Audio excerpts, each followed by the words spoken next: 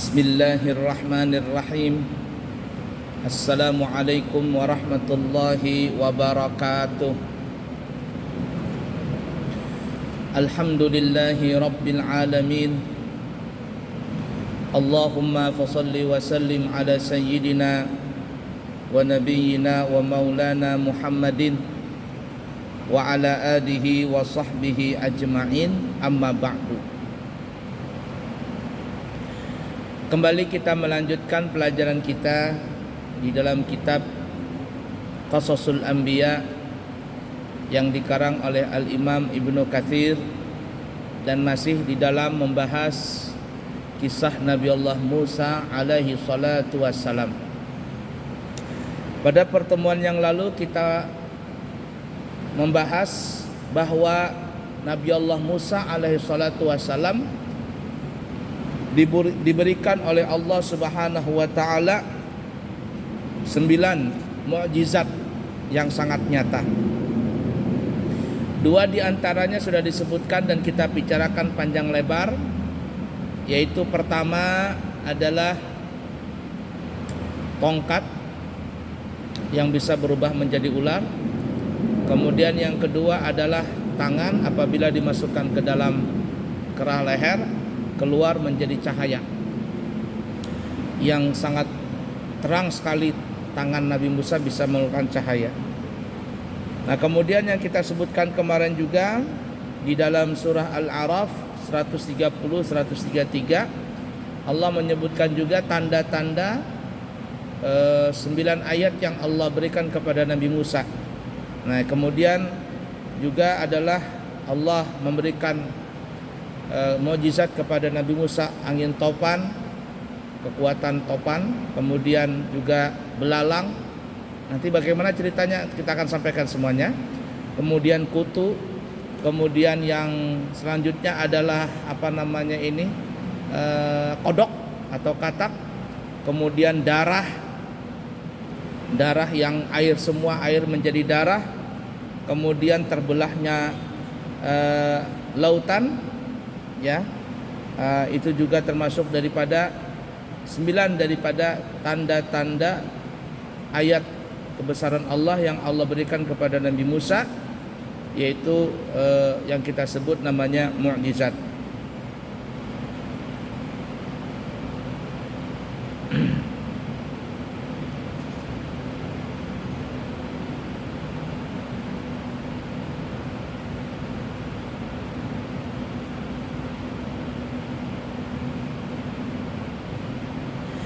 Baik,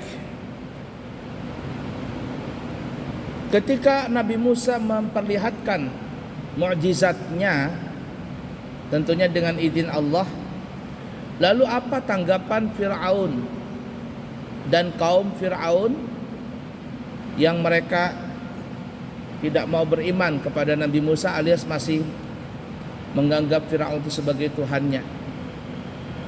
Bagaimana tanggapan mereka? Dalam kitab ini dikatakan bahwa kaum Fir'aun yang mereka itu kafir, yakni tidak mau beriman kepada Nabi Musa, mereka mengatakan bahwa ayat apapun yang datang kepada mereka, yakni mukjizat yang Allah berikan kepada Nabi Musa, dan Nabi Musa memperlihatkan mukjizat itu kepada Fir'aun dan kaumnya,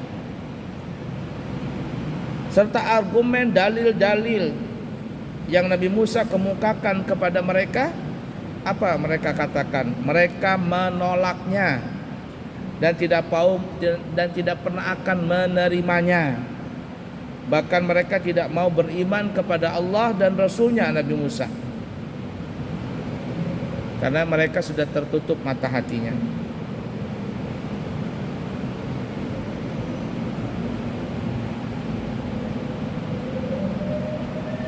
Tidak mau beriman. Lalu dikatakan maka Allah kirimkan topan, belalang, kutu, katak, darah sebagai bukti yang jelas. Itu nanti ya mungkin akan diceritakan di sini. Aneh ini subhanallah aneh.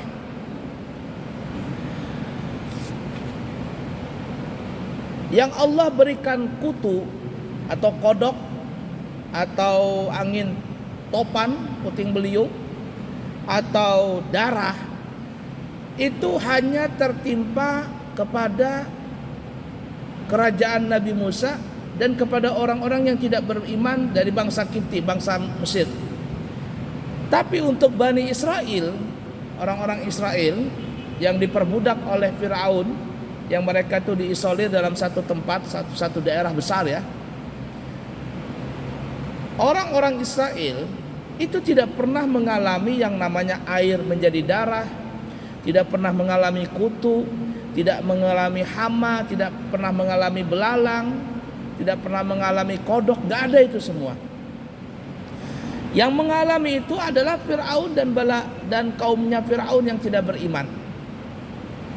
Sehingga dikatakan, kalau dalam tafsir yang lain, saya tidak tahu di sini ada atau tidak, dalam tafsir yang lain itu dikatakan ketika Firaun tertimpa musibah tadi, umpama datang topan dulu, angin topan beliung, padi-padi mereka, sawah-sawah mereka hancur. Lalu Firaun datang kepada Nabi Musa, bermohon kepada Nabi Musa bahwa bencana ini didoakan supaya hilang. Jadi mereka datang kepada Nabi Musa, wahai Musa, doakanlah kepada Tuhanmu supaya topan ini diangkat. Nanti kami beriman katanya. Ternyata apa? Nabi Musa berdoa, kemudian hilang angin topan tadi. Ternyata mereka tidak mau beriman juga. Didatangkan lagi oleh Allah, ini ngeri nih. Apa bencana alamnya ngeri. Datang lagi kodok. Kodok itu banyak sekali. Dimanapun ada tempat, di situ ada kodok. Kalau buka gelas ada kodok, buka panci ada kodok. Dalam kamar semuanya penuh dengan kodok. Bagaimanapun mereka membunuh kodok itu tidak bakalan hilang kodok tadi. Tidak bisa didatangkan bagaimanapun pencegahan dari kodok, tidak bisa. Tapi di Bani Israel tidak ada pernah ngalami itu. Firaun datang kepada Nabi Musa, minta didoakan lagi. Musa, bilang kepada Tuhanmu, angkat nih bencana, kodok hilangkan. Nanti kami beriman. Nabi Musa karena mendengar mereka mau beriman, angkat tangan berdoa. Hilang kodok tadi, duduk hilang. Tapi apa yang terjadi? Nabi Musa dikatakan tukang sihir lah. Dan akhirnya mereka tidak beriman juga. Datang lagi yang namanya kutu, datang lagi macam-macam lah. Yang 9 ayat ini. Tapi tetap mereka tidak mau beriman. Sampai nanti akhirnya karena terlalu muncil, Nabi Musa nanti bernegosiasi kepada Firaun. Kalau begini kami minta izin saja keluar. Ya, minta keluar dari negara Mesir. Kami mau melewati Lautan Merah, mau nyebrang ini. Berpikir Firaun, ini kalau didiamkan terus Bani Israel bencana nggak pernah berhenti, datang terus kepada kerajaan Firaun. Diizinkan pulang, diizinkan berangkat. Sudah keluar kalian dari negara Mesir ini, pergi nyebrang lautan sana. Berangkat kaum Nabi Musa dan kaumnya bersama Nabi Harun. Nah kemudian Firaun ini berpikir ini satu-satunya cara, dibunuh aja sekalian. Kalau seandainya nggak dibunuh, nggak dibinasakan, nanti mereka siapa tahu nanti akan mengirim lagi bencana-bencana yang lain. Karena Firaun dan bala tentaranya menyangka Firaun Nabi Musa ini tukang sihir, sihirnya kuat, padahal bukan sihir, itu mukjizat.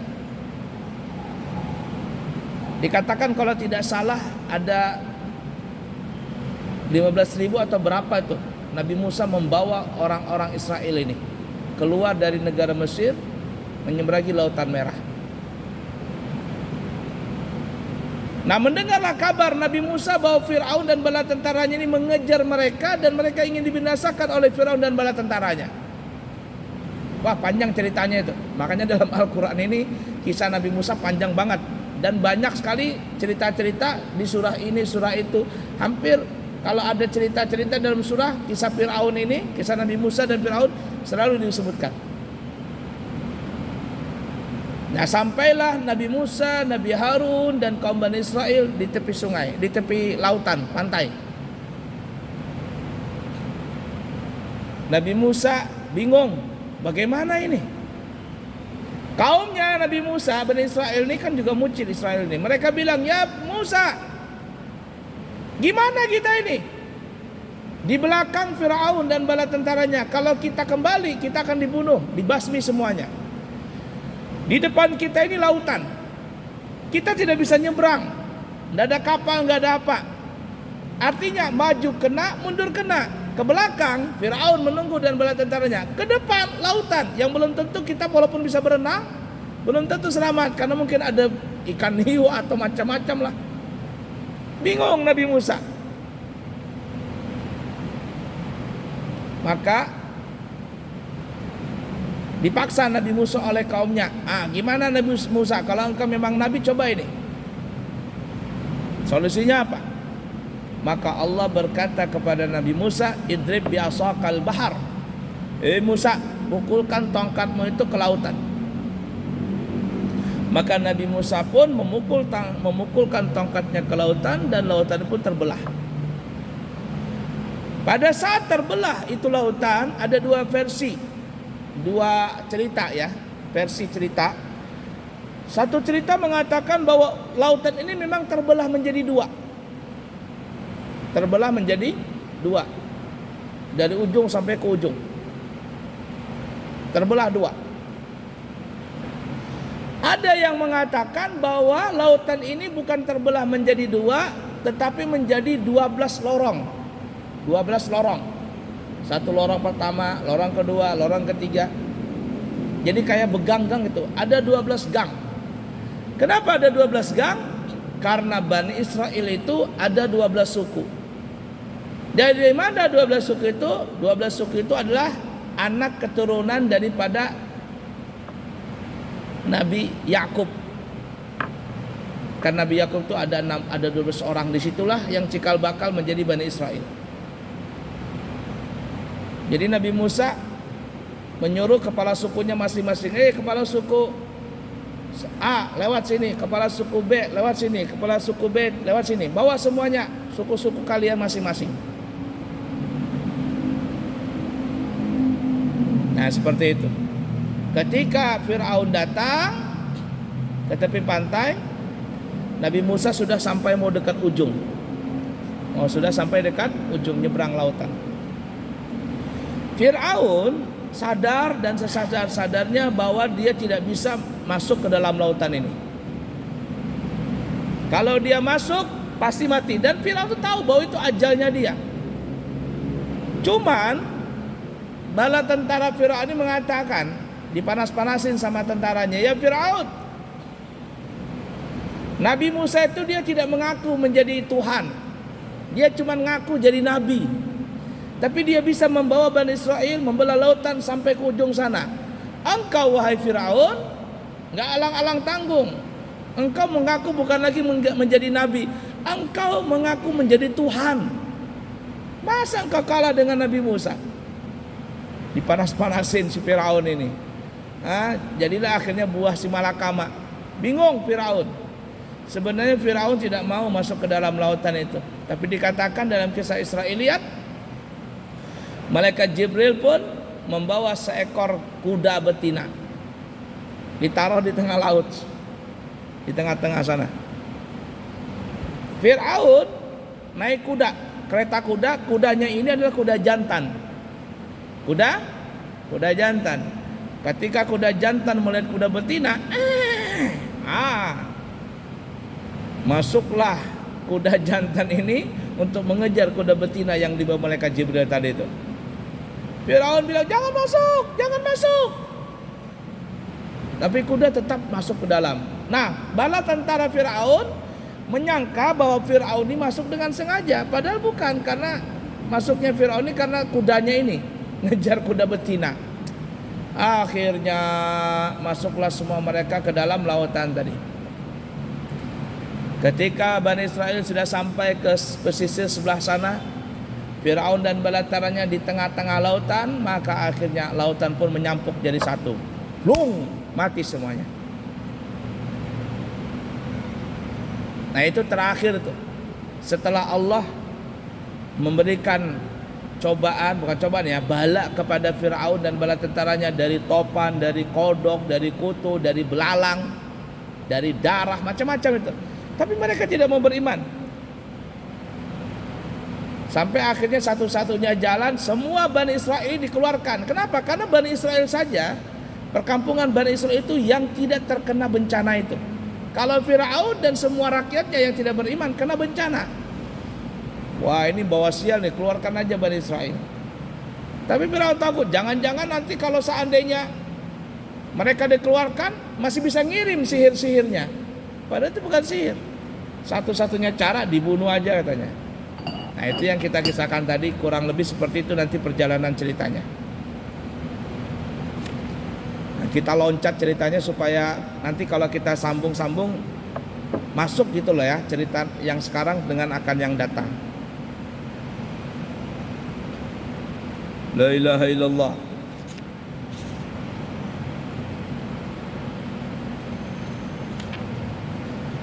Menurut Al-Imam Abdullah bin Abbas, topan itu berupa hujan yang sangat lebat yang dapat menenggelamkan dan merusak segala macam tanaman dan buah-buahan. Ini Ibnu Abbas.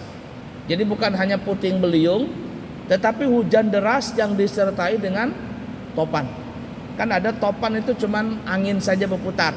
Lah ini enggak, hujan dan juga plus hutan, apa namanya hutan, tornado. Tornadonya bukan di laut. Kalau dulu kan tornado ya, ini di daratan, menghancurkan tanaman-tanaman mereka. Pokoknya gagal panen semuanya.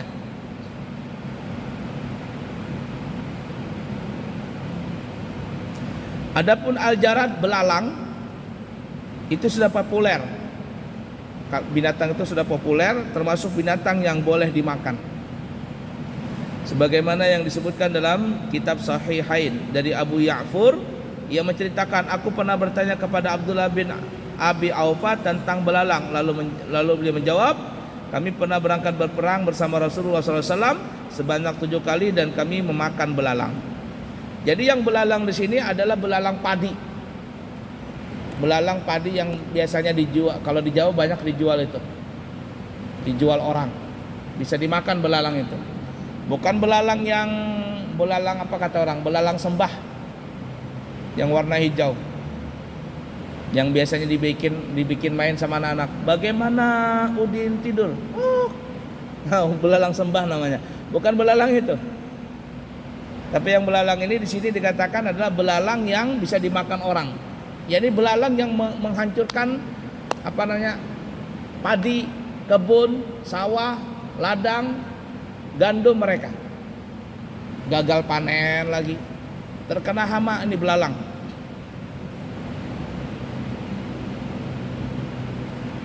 Kemudian menerima al-kummal, kutu. Pernah diriwayatkan dari Ibnu Jarir bahwa al-kummal adalah bentuk jamak daripada al-qamlah, artinya binatang serupa dengan kutu yang memakan onta.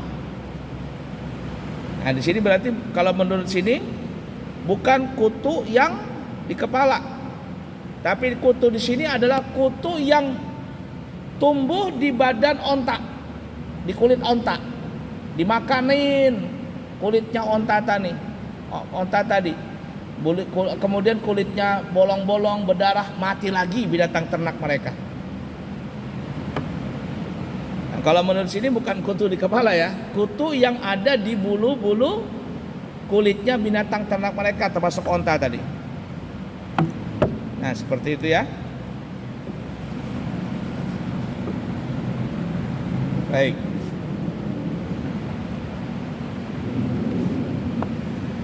Muhammad bin Ishaq bin Yasar rahimahullah ta'ala mengatakan bahwa ketika para ahli sihir dikerahkan oleh Fir'aun beriman kepada Tuhannya Musa dan Harun, maka Fir'aun kembali pulang dengan membawa kekalahan dan kekecewaan yang amat berat. Ia menolak beriman dan tetap berada dalam kekafiran dan kejahatan. Lalu Allah Subhanahu wa taala menurunkan kepadanya berbagai macam tanda kekuasaannya. Dia menghukum Fir'aun dan kaumnya dengan mendatangkan musim kemarau yang berkepanjangan serta mengirimkan angin topan kepadanya. kemudian dia mengirimkan belalang, kutu, selanjutnya katak, kemudian darah. Nah, kalau menurut riwayat ini, dalam kitab ini, kejadian kutu, darah, kodok dan lain sebagainya itu nanti setelah Nabi Musa mengadakan perang tanding. Ya. Ini kayaknya belum sampai ya Nabi Musa ke Firaun ini.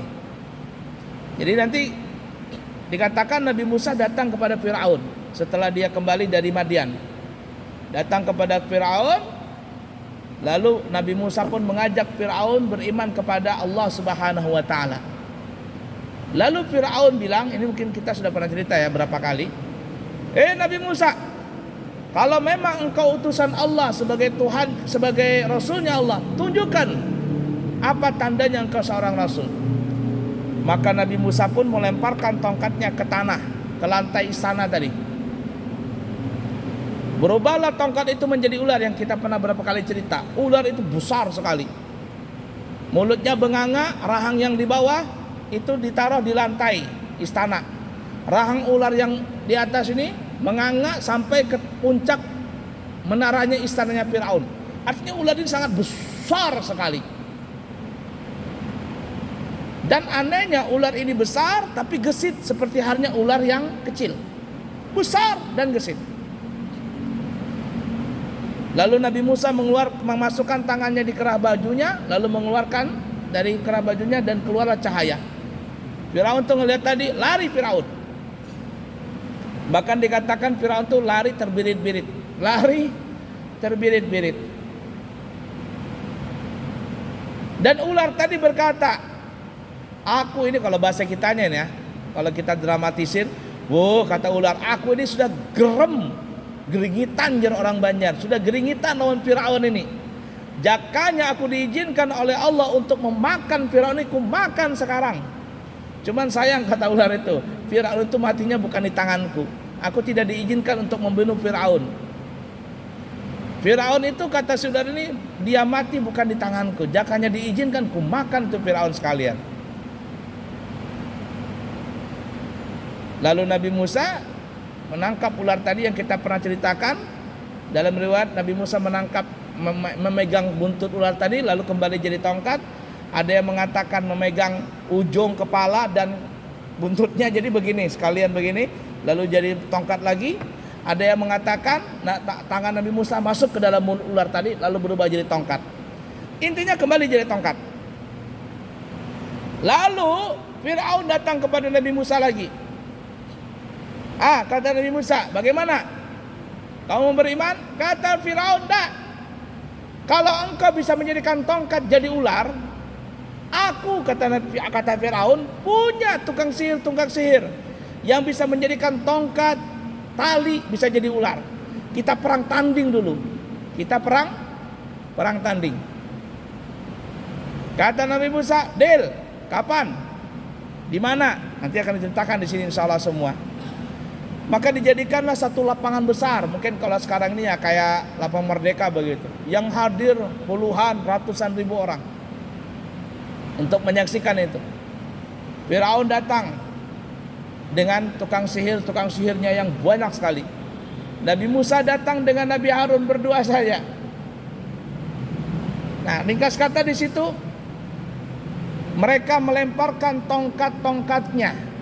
Mereka melemparkan tali-talinya. Maka tongkat dan tali-tali itu akhirnya semuanya berubah menjadi ular. Berubah menjadi ular. Di dalam tafsir, kalau tidak salah Marahul Labid atau tafsir mana atau Ibnu Katsir, saya pernah membaca itu tafsir itu, dikatakan ini bukan sihir tapi trik sulap. Trik sulap. Jadi bukan sihir 100% tali jadi ular.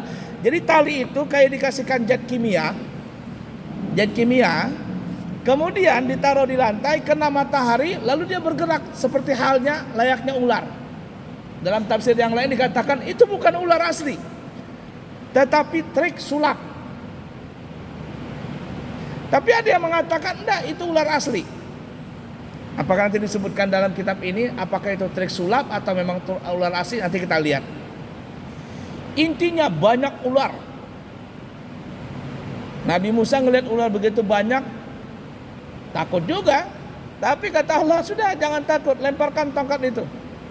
Nabi Musa melemparkan tongkatnya, wow, ular Nabi Musa besar. Kalau orang kita bilang apa ya, naga. Jadi naga itu tongkat Nabi Musa. Dimakan semuanya itu ular-ular kecil. Setelah mati dimakan ular-ular itu, kembalilah tongkat ular itu menjadi tongkat Nabi Musa. Lalu apa yang terjadi?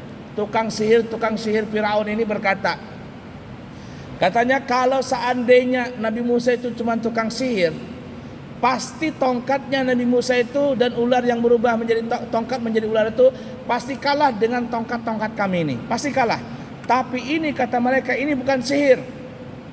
Ini adalah datang dari Allah Subhanahu wa taala. Enggak mungkin sihir katanya. Kalau sihir pasti kalah Firaun, kalah Musa itu sama kami. Ini pasti adalah dari Allah, yakni mujizat. Lalu akhirnya mereka pun beriman kepada Allah dan mengakui Nabi Musa sebagai utusan Allah. Firaun marah. Kalian ini, kalau bahasa kita, pengkhianat semuanya. Sudah aku kasih makan, kasih minum, kasih fasilitas, dikasih upah, dikasih ini. Ternyata kalian beriman dengan Nabi Musa. Kupenggal sekalian tangan-tangan dan kaki kalian. Jadi tangan kanan dipotong, kaki kiri, kaki kanan, tangan kanan dipotong, kaki kiri dipotong. Kemudian tangan kiri dipotong, kaki kanan dipotong, selang-seling. Akhirnya mereka dibunuh, dipancung semuanya.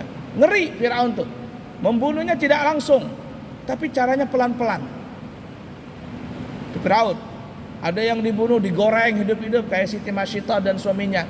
Ada yang dilemparkan batu dari atas seperti istrinya sendiri. Istrinya sendiri, Siti Asia, dibunuh oleh Firaun. Ada yang digergaji dari kepala sampai ke selangkangan terbelah dua. Ada yang dipancung, ada yang dibakar, ada macam-macam lah gaya Firaun itu. Menyiksa orang itu tidak lain tidak bukan supaya kalau ada yang ngelihat, kalian jangan coba-coba dengan saya. Ibarat kata begitu. Tunduk kaum Firaun kepada Firaun bukan karena kewibawaan Firaun, tapi karena ketakutan mereka dengan kekejaman Firaun. Giliran tukang sihir mereka, tangan kaki dipotong selang-seling, lalu dibunuh.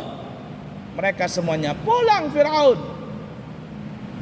Padahal kan perjanjiannya kalau kalah beriman, tapi Firaun nggak mau. Nah, dalam kitab ini baru Allah Subhanahu wa taala menurunkan cobaan tadi. Seperti apa tadi? Kutu, kodok, angin topan, darah dan lain sebagainya, sampai nanti ada 9 semuanya. Termasuk adalah tadi tongkat, termasuk juga adalah lautan yang terbelah. Totalnya ada 9 semua.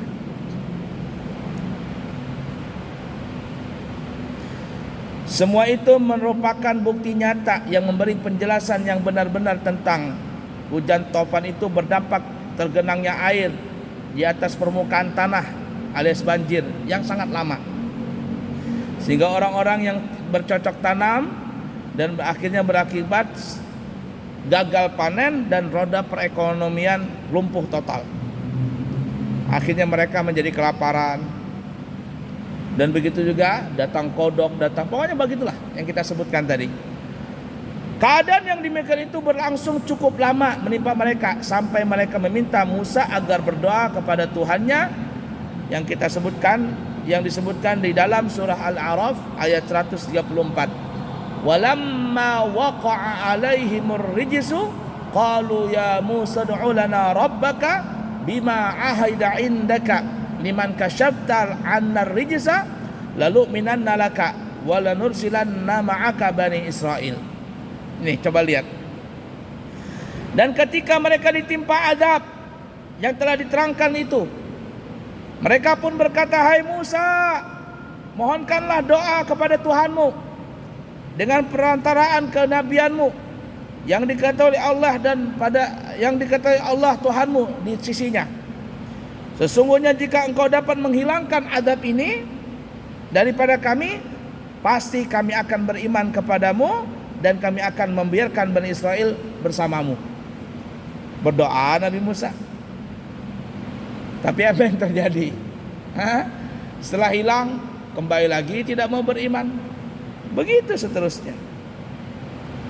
Lalu Nabi Musa memanjatkan doa kepada Tuhannya sehingga Allah Ta'ala pun menghilangkan penderitaan tersebut, tetapi mereka tidak menepati janji yang telah mereka ucapkan kepada Nabi Musa. Oleh sebab itu kemudian Allah mengirimkan belalang, lalu belalang itu memakan semua tanaman, bahkan belalang itu memakan paku-paku dan sendi-sendi rumah. Bukan lagi tanaman, paku-pakunya rumah itu dimakannya, ya. Engsel-engsel rumah dimakannya saking tidak ada makan lagi, ya. Dan tempat tinggal mereka sehingga rumah, toko dan semuanya pun rusak dan roboh, ya. Kemudian mereka mengatakan seperti yang dahulu pernah mereka katakan, minta didoakan lagi. Ya, ternyata apa? Dan setelah mereka tidak juga memenuhi janji mereka kepada Nabi Musa, kemudian Allah mengirimkan kutu kepada mereka. Diterangkan bahwa Nabi Musa diperintahkan agar pergi ke anak bukit dan memukulkan tongkatnya. Maka Nabi Musa berangkat menuju ke anak bukit yang cukup besar itu dan memukulkan tongkat miliknya. Lalu kutu-kutu keluar berhamburan menyerang mereka sampai memenuhi rumah mereka dan menyebabkan mereka tidak dapat tidur dengan tenang. Lalu mereka datang lagi seperti yang kita ceritakan tadi, ya, meminta didoakan Nabi Musa. Nabi Musa memodoakannya, kemudian hilang. Tetapi apa lagi? Lagi-lagi mereka tidak juga menepati janji yang mereka katakan. Maka Allah mengirimkan katak memenuhi rumah-rumah dan tempat tinggal mereka, sehingga mereka tidak seorang pun yang membuka pakaian dan tempat-tempat mana makanan ini seperti ini tadi, melainkan sudah terdapat katak yang bertengger di dalamnya. Mereka minta doakan lagi kepada Nabi Musa, ternyata mereka tidak mau beriman juga, ya, tidak menepati janjinya. Sampai akhirnya Allah mengirimkan darah sehingga semua air yang dibutuhkan oleh kaum Firaun berubah menjadi darah, sehingga mereka tidak dapat mengambil air dari sumur dan sungai apapun juga. Sungai ini aja jadi darah. Jadi darah. Kecuali Bani Israel. Kalau Bani Israel enggak. Setiap kali mereka mengambil air, maka bukan air yang mereka ambil, melainkan darah.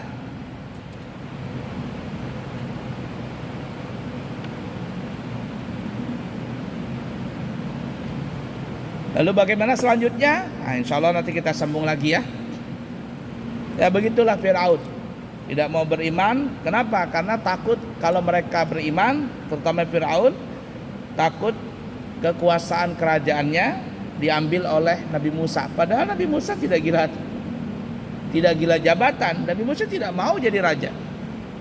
Nabi Musa hanyalah seorang rasul yang ditugaskan untuk menyampaikan risalah kenabian dari Allah Subhanahu wa taala. Baik, bagaimana selanjutnya? Insya Allah nanti kita sambung di kesempatan yang akan datang, insya Allah. Pesantren kami menerima santri baru dan kami terima dari umur 7 tahun. SD, SMP, SMA semuanya ada di pesantren kami. Siapa tahu ada yang kepingin menyekolahkan anak, cucu, keponakan dan lain sebagainya, putra dan putri, maka kami siap menerimanya. Kemudian insya Allah kami nanti berangkat umrah tanggal 11 Agustus. Kemudian berangkatnya 12 hari. Insya Allah nanti bulan September kami berangkat lagi. Siapa tahu ada yang kepingin berangkat di bulan September umrah bersama kami, maka kami siap menyalurkan niat Bapak jamaah semua. 9 hari dengan harga 29 juta sudah include dari Balikpapan. 12 hari dengan harga 32 juta juga include dari Balikpapan. Dan juga kami beritahukan siapa tahu ada yang kepingin membadalkan umrah untuk orang tuanya dan lain sebagainya yang sudah meninggal, maka kami buka ujrah atau upah untuk umrah itu dengan harga 3 juta rupiah. Di tempat lain 3,5 juta. Kami sendiri yang mengumrahkannya cukup hanya 3 juta rupiah. Insya Allah kami membantu untuk mengumrahkan badal keluarga yang telah meninggal dunia. Cukup sekian, minta maaf, minta ampun. Saya minta izin langsung jalan. Yang baik dari Allah, yang buruk dari pribadi. Subhanakallahumma wa bihamdika asyhadu an la ilaha illa anta astaghfiruka wa atubu ilaihi wa akhiru kalam. Wassalamualaikum warahmatullahi wabarakatuh.